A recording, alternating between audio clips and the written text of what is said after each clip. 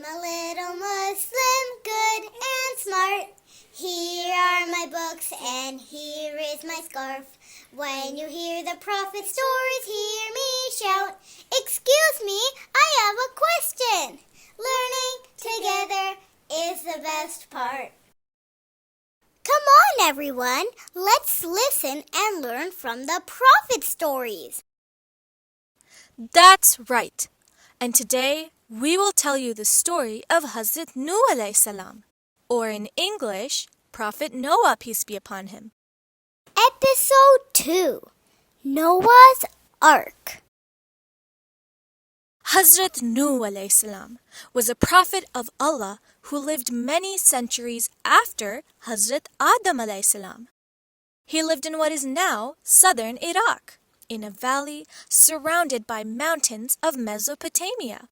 The valley was full of rivers that would flow after a rain. Hazrat Nuh alayhi salam was a righteous man who walked with God, and that means that he lived his life according to the rules that God had made for the people of his time. The people who lived during the time of Hazrat Nuh alayhi salam had forgotten to worship one God. When a holy person passed away, they would make a statue of them and place the statue where that person used to sit. These people would then worship these statues, and this is idol worship, and it greatly disturbed Hazrat Nuh alayhi salam. So he asked Allah to show his people the right path. In answer to Hazrat Nuh alayhi salam's prayers, Allah made Hazrat Nuh, peace be upon him, a law-bearing prophet. Law-bearing prophets receive rules from God to share with their people and improve their lives. Allah commanded Hazrat Nuh alayhi salam to call his people to the one and only God with love and wisdom. Hazrat Nuh alayhi salam tried to convince the people and their chiefs, but the chiefs told everyone that Hazrat Nuh alayhi salam was telling them false stories and made fun of him. During a period of drought, Hazrat Nuh, peace be upon him, warned his people that this drought was because they were not listening to him and not believing in one God. If they worshipped Allah, Allah would bless them. This made the chiefs even angrier, and they asked Hazrat Nuh, peace be upon him, why Allah did not send angels to fix the drought instead of an ordinary person. The people of this time did not think that an ordinary person could be a prophet. They thought a prophet must look extraordinary. They also did not believe that Hazrat Nuh, peace be upon him, could be their leader. They called him a liar and told him to leave.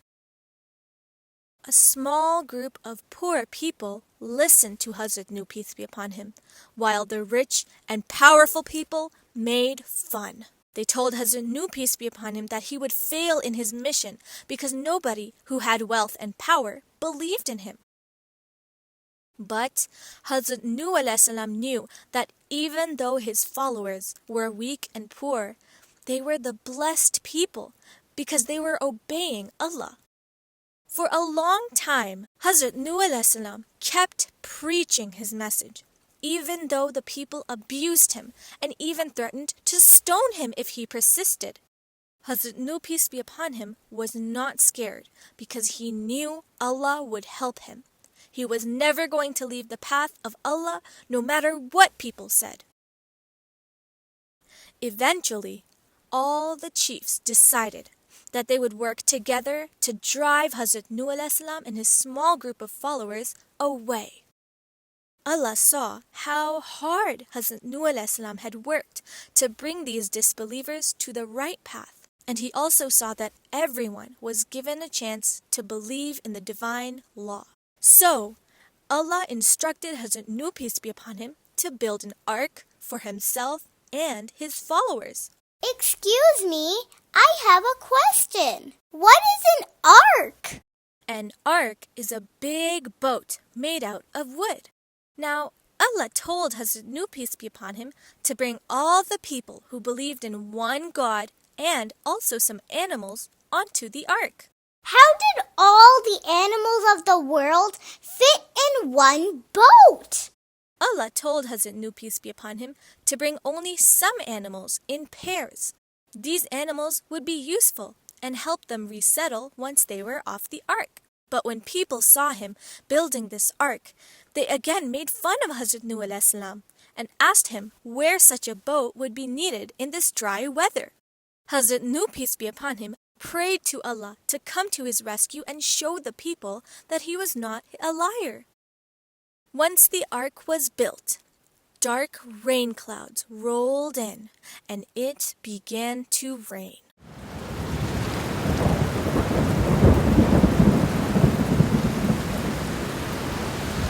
These rains also caused the rivers to flood and created chaos for those on land. Hazrat Nuh, peace be upon him, and those who believed in Allah were going to be saved in this ark, while those who made fun of the Prophet of God and called him a liar were going to be swept away by the flood. Sadly, even Hazrat Nuh alayhi salam's own wife and son were among those people who did not believe him. Allah taught Hazrat Nuh alayhi salam and his followers some prayers to recite during their time on the ark. Actually, I have a question as well. I have heard that the entire world was flooded at that time. Is that true? Many people believe that it was a global flood, but the Holy Quran tells us that the flood was local to this area. The flood raised the waters in the area where Hazrat Nuh alayhi salam's message was sent. When the ark came to rest on top of a mountain, Hazrat Nuh, peace be upon him, released a dove to see if there was any sign of dry land. When the dove came back with an olive branch showing that there was dry land, Hazrat Nuh alayhi salam allowed his people to leave the ark. The teachings of Hazrat Nuh alayhi salam continued to thrive through those who were saved on the ark. Hazrat Nuh, peace be upon him's teachings continued for about 950 years. Some people mistakenly believe that this number represents the age of Hazrat Nuh alayhi salam. But this was not his biological age. Rather, it was the length of how long his teachings continued among the people. Join us next time for the story of Hazrat Ibrahim alayhi salam. Until then, Assalamu alaikum wa rahmatullahi wa barakatuhu.